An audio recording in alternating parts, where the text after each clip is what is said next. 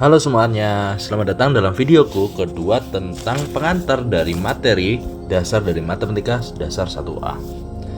Sebelum itu, tentunya kalian saat SMA pernah mempelajari yang namanya turunan.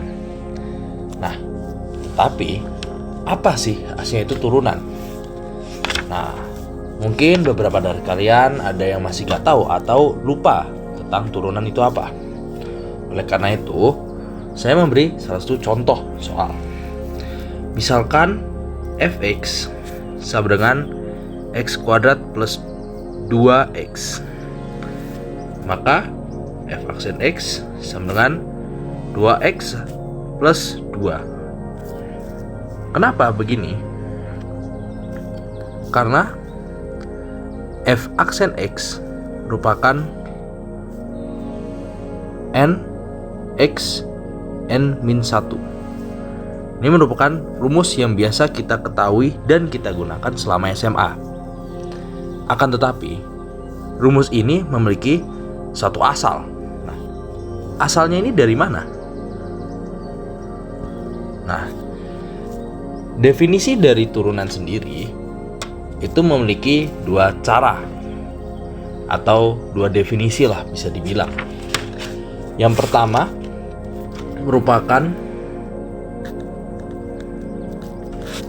limit h menuju 0 fx plus h min fx per h. Dan yang kedua adalah limit x menuju c dengan fx min fc per x min c.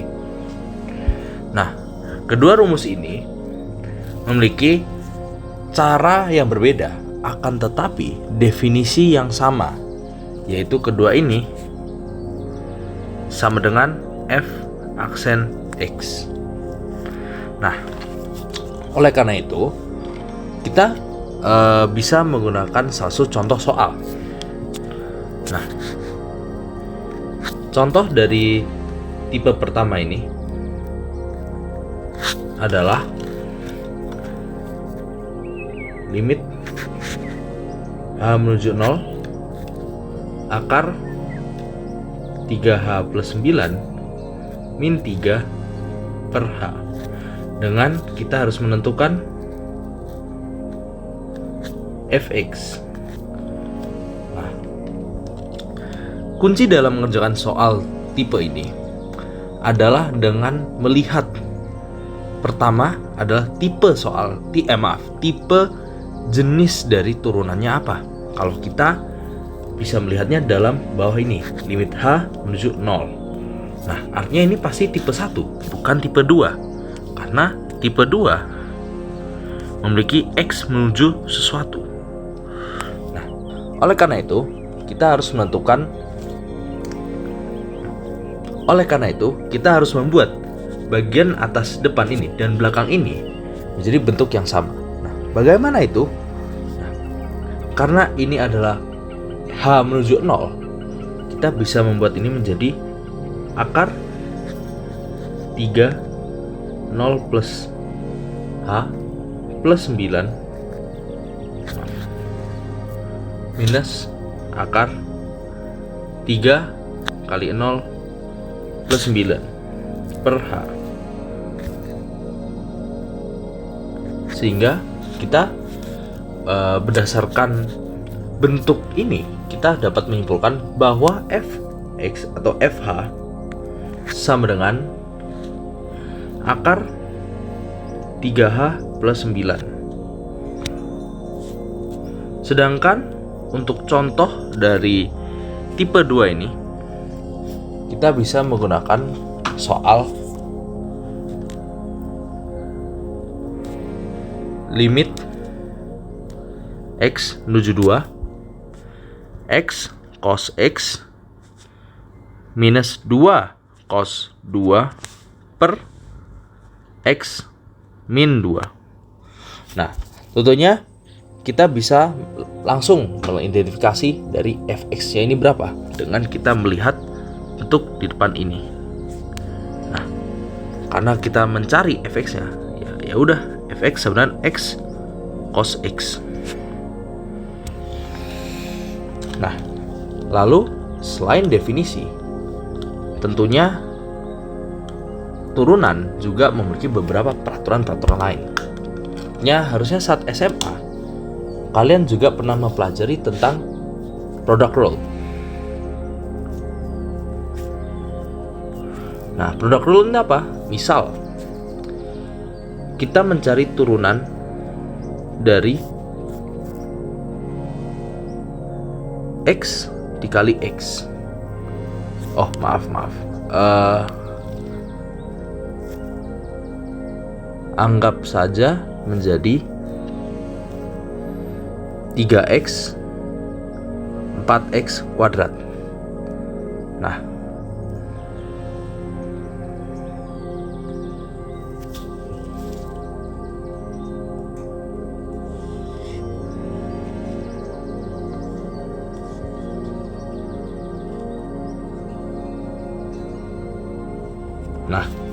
tentunya untuk mengerjakan ini kita tidak hanya bisa langsung menurunkan masing-masing jadi 3 dikali 8x. Tentu tidak bisa. Nah, kita harus menggunakan sifat f aksen x sama dengan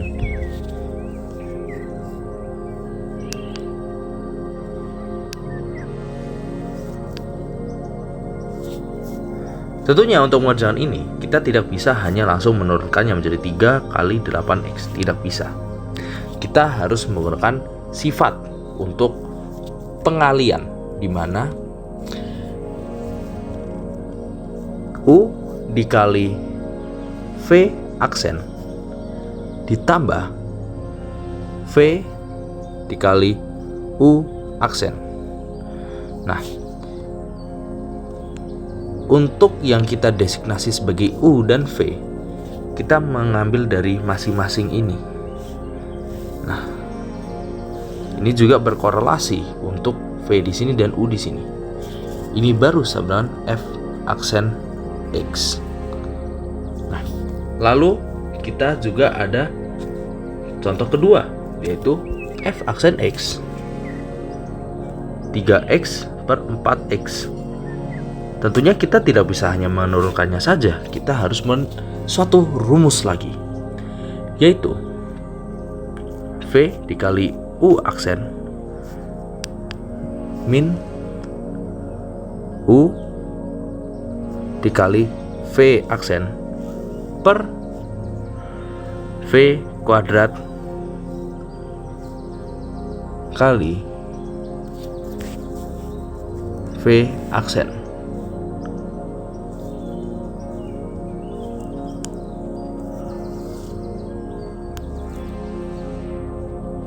Kita harus menggunakan rumus U dikali kita harus menggunakan rumus U aksen dikali V minus U dikali V aksen per V kuadrat baru sama F aksen X, yang tentunya ini berkorelasi untuk masing-masing.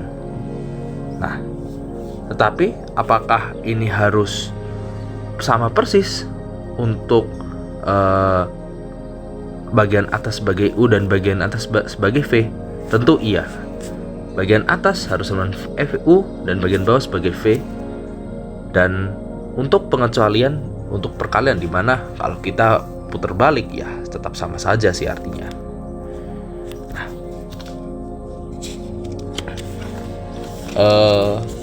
lalu kita juga ada turunan trigonometri.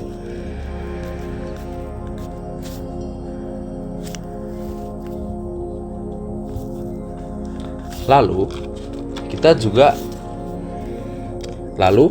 kita coba menggunakan contoh soal, yaitu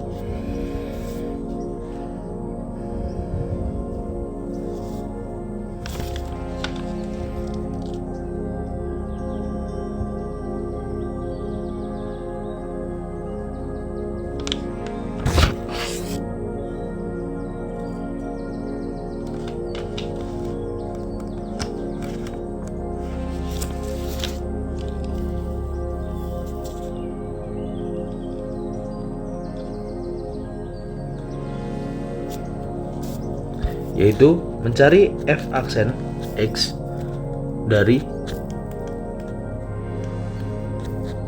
a fx sama dengan 3x kali 4x kuadrat, dan b 3x per 4x kuadrat. Nah, untuk yang pertama ini kita bisa menggunakan rumus di sini, di mana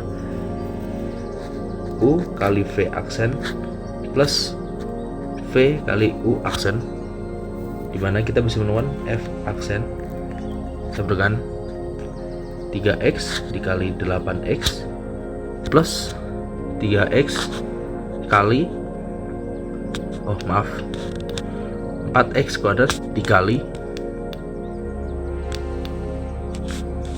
3, dimana ini bisa menjadi 24x kuadrat ditambah 4x kuadrat yang dikalikan 3 menjadi 12x kuadrat, dimana ini 3 menjadi 36x kuadrat. Lalu untuk bentuk yang ini kita juga bisa menggunakan rumus u aksen kali v minus u kali v aksen per v kuadrat dan f aksen x, nah, dimana kita bisa menemukan dengan rumus yaitu adalah 3 dikali 4x kuadrat diminus 3x dikali 8x per 16x pangkat 4. Ini kita bisa menjadi 12x kuadrat diminus 24x kuadrat per 16x pangkat 4, mana ini sama dengan 16x pangkat 4 menjadi min 12x pangkat kuadrat, mana menjadi min 3 per 4 x kuadrat. Nah, lalu selain hal tersebut, turunan juga berkorelasi untuk trigonometri, sehingga kita memiliki turunan trigonometri. Nah, turunan trigonometri memiliki banyak sekali. Turunan trigonometri memiliki beberapa rumus yang kita harus hafalkan, yaitu f aksen sin x, yaitu turunan dari sin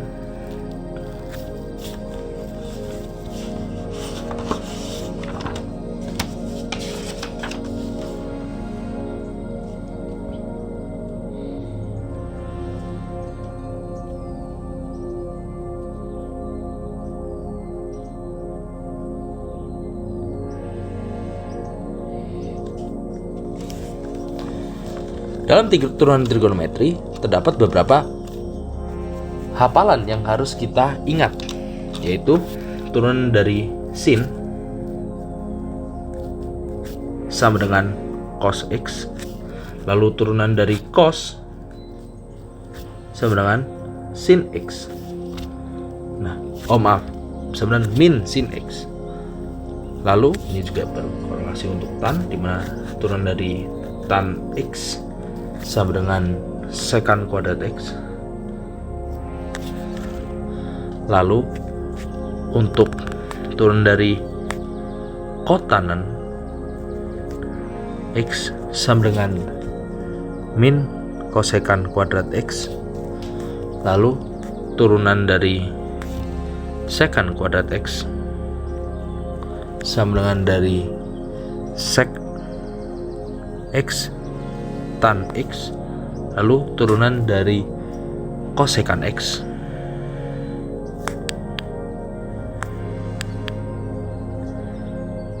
sama dengan min kosek X cot X. Nah, practically ya, kalian harus menghafal yang ini. Ini yang penting. Karena dalam matematika dasar 1A yang sangat berpeluang untuk keluar adalah 3 ini. Nah, jadi ini yang penting kita hafalkan. Oleh karena itu, kita lanjut pada contoh soal. Nah, kita harus mencari f aksen X dari Y sama dengan sin X cos X. Oh maaf, tan X. Nah, tentunya kalau kalian ingat, kita tidak boleh hanya langsung menurunkan semena-mena saja, tetapi kita harus menggunakan product rule, di mana U aksen kali V plus U dikali V aksen, sehingga kita menurunkan F aksen X sebagai kita turunkan sin X menjadi cos X dikali tan X ditambah sin X dikali secant kuadrat X. Nah, lalu kita hanya tinggal melakukan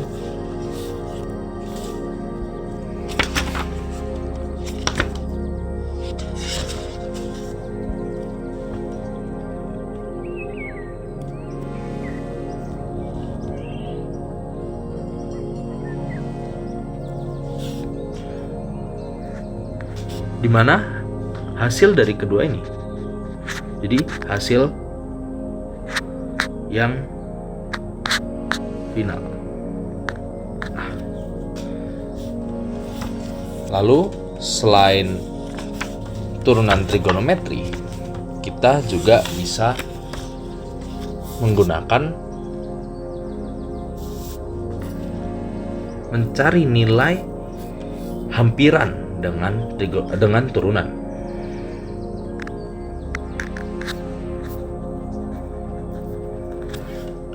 Nah, bagaimana sih kita menggunakan hampiran dalam turunan ini? Nah, hampiran turunan memiliki suatu rumus. Nah, rumusnya tertulis sebagai delta Y sama dengan dy, di mana delta Y kita bisa uraikan menjadi fx plus delta x min fx sama dengan f aksen x dx, di mana kita bisa simplifikasi menjadi fx plus dx, delta x sama dengan fx plus f aksen dx.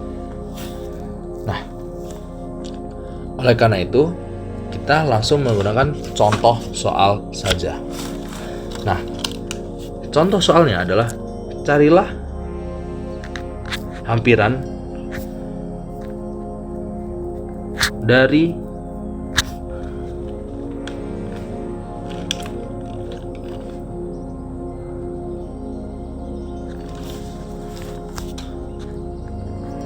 akar 28 akar 3. Nah,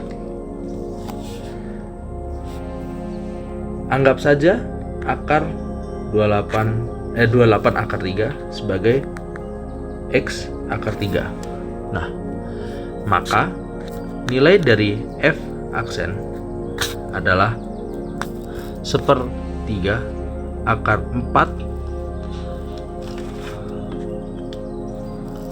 1/3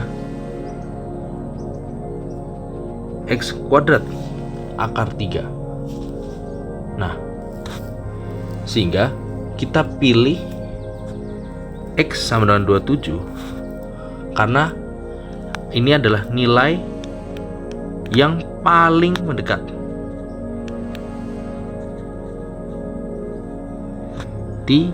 dari 28.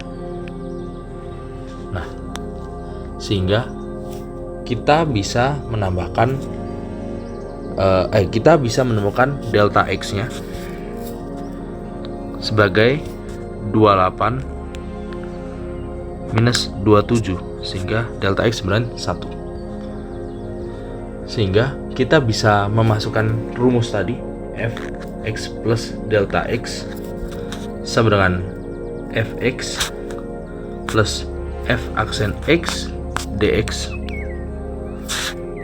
di mana f27 plus 1 sama dengan f27 plus 1/3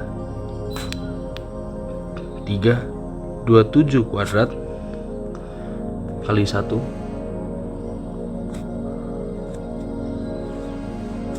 di mana kita bisa menemukan bahwa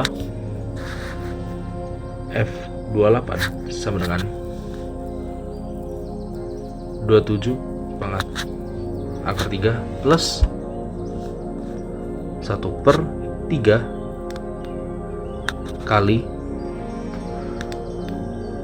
3 kuadrat atau 9, dimana kita menemukan 3 plus 1/27. Nah, ini merupakan hampiran dari 28 akar 3. Nah, lalu selain kita mencari hampiran, hal lain yang kita bisa menggunakan dari turunan adalah dengan mencari nilai rata-rata. Untuk mencari nilai rata-rata, kita bisa menggunakan suatu rumus juga. Nah,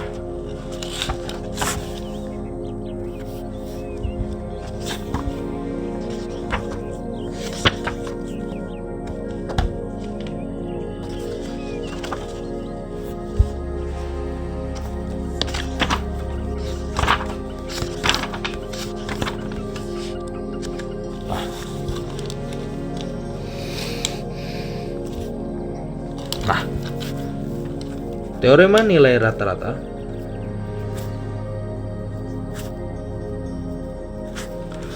menggunakan rumus F aksen C sama dengan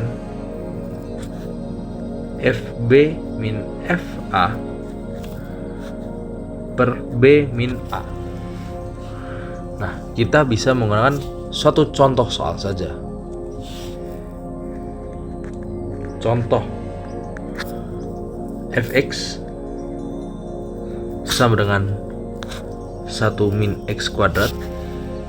Tentukan pada kurva sehingga garis singgungnya sejajar dengan garis yang menghubungkan f min 1 dan f3. Tentukan pola persamaan garis singgungnya. Nah, sehingga kita bisa memasukkan rumusnya. Nah, rumusnya bagaimana?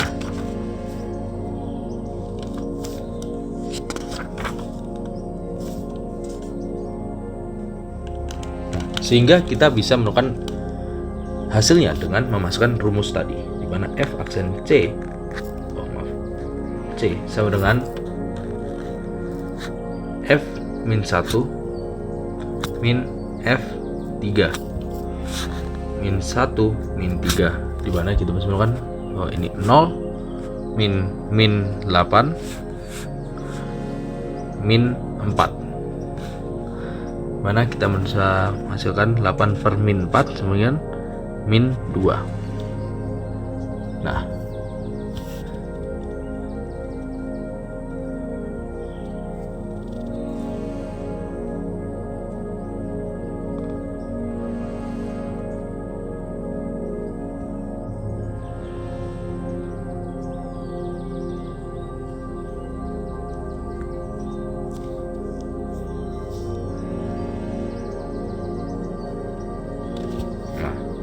kita juga harus memperhatikan bahwa turunan dari fx sama dengan min 2x, sehingga ini kita bisa alih fungsikan menjadi min 2c dengan memasukkan ini sama dengan min 2 dong. Nah, karena ini sebenarnya f aksen c. Nah, sehingga kita bisa c sebenarnya 1. Nah, itulah jawabannya. Lalu fungsi lain dari turunan adalah dengan menentukan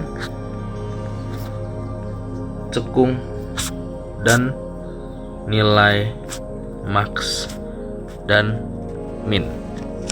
Nah, tentunya dengan kita menentukan turunan dari suatu fungsi, kita dapat melihat suatu fenomena bahwa jika turunan suatu fungsi sama dengan 0, maka ini sama dengan titik balik dari fx. Sedangkan f double aksen jika sama dengan 0, maka ini titik perubahan kecekungan. Nah, mungkin ini sedikit membingungkan, tetapi ada alasannya. Saya menggunakan contoh dari gambar yang akan saya tunjukkan habis ini, di mana kita bisa melihat bahwasanya saat saya mentarik garis pada titik di mana f double aksen berpotongan dengan x sama dengan 0, kita bisa melihat bahwa kecekungannya udah berubah, di mana fx berubah dari cekung ke bawah menjadi cekung ke atas. Nah, kita juga harus mengingat bahwa jika f double aksen itu lebih kecil dari 0, maka fungsi atau fx cekung ke atas. Nah, maaf, cekung ke bawah, sehingga grafiknya berbentuk kurang lebih seperti ini. Nah, sedangkan f double aksen jika lebih besar dari 0, maka f aksen fx sama dengan cekung ke atas. Nah, sehingga kita bisa melihat dari contoh tadi bahwa kita bisa menentukan sekiranya bentuk dari fx dengan suatu informasi dari f aksen x dan f double aksen x. Nah,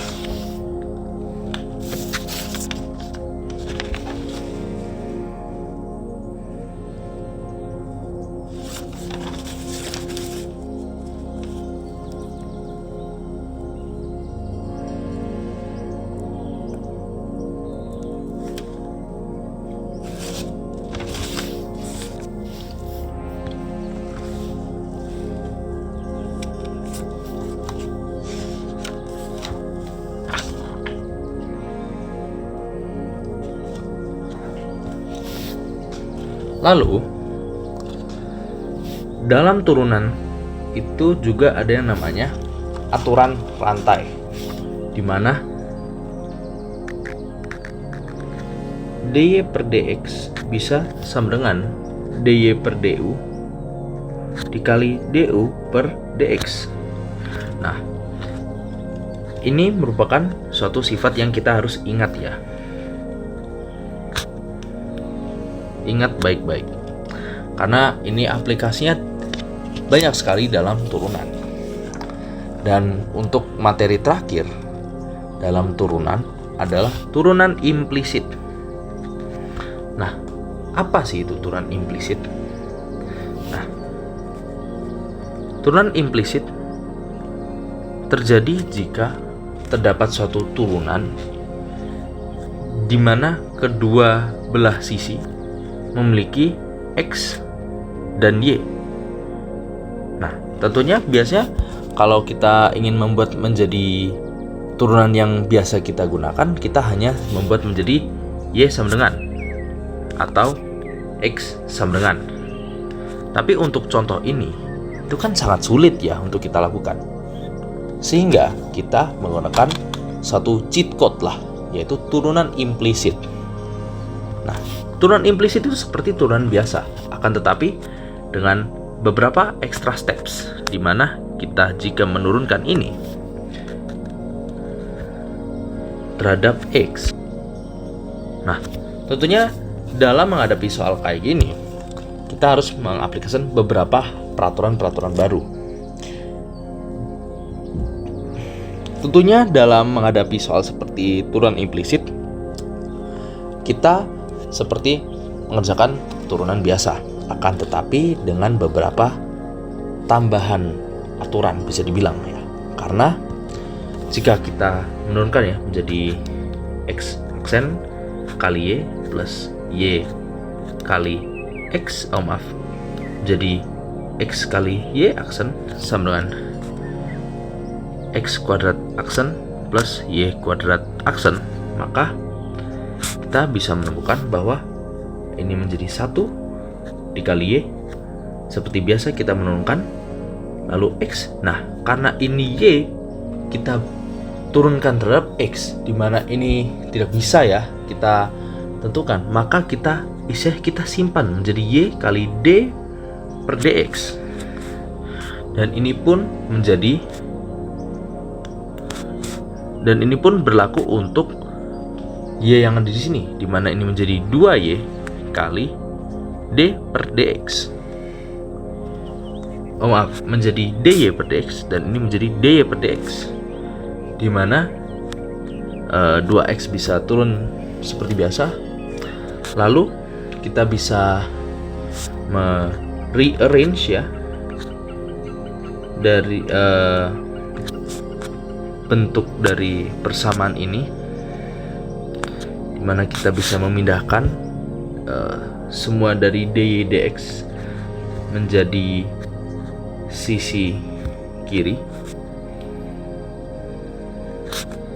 2X min Y, dimana kita bisa menemukan bahwa D per DX sama dengan D 2X min Y per X Y min 2X. Nah, sehingga kita bisa menyimpulkan bahwa untuk menjadi turunan implisit, kita harus mengingat bahwa kalau kita menurunkan suatu variabel yang tidak sesuai ya, bisa dibilang ya, yang seharusnya itu menjadi bagian yang menjadi F aksen ya, bisa dibilang ya, itu kita menaruh D per DX, atau kalau misalnya kita menurunkan terhadap Y, maka DX per DY. Nah, tapi pada dasarnya kita hanya memainkan kedua belah bagian, di mana kita akhirnya menemukan DY per DX. Nah, untuk sekarang ini itu saja materi